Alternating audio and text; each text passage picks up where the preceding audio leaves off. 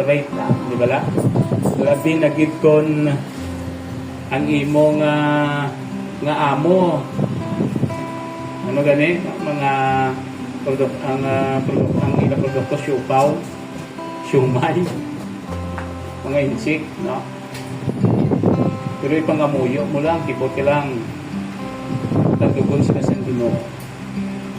So kung nakaangkon ka sa trabaho, sila imo amo. So hindi lang diapon, hindi lang magbagulbol, ipang-ampo lang sa Dios.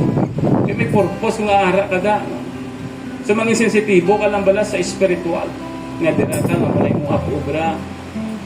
Hindi mo lang hindi ka maglantaw wala nga duging doon nakaobra nga duging pakamalaot ka.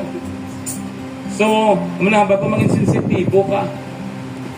Kay kibot ka malang niya. Okay, ang Diyos yung magpasanag sa imo.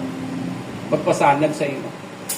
Kung maglaylo ka sa sina nga palangitanan, sa sina nga trabaho, okay, wala. Okay siyang mga komento nga hindi maayo halin sa imo. Ang post, okay nga nagwa ka da, no? Hindi malain. No? Once nga nahibaluan mo ang purpose kung aara ka da. Anong purpose? Mati kamay masinisang sweldo. Nga diri pa ko nakaubra. Ang ako nga amo, hindi pa namin batasan.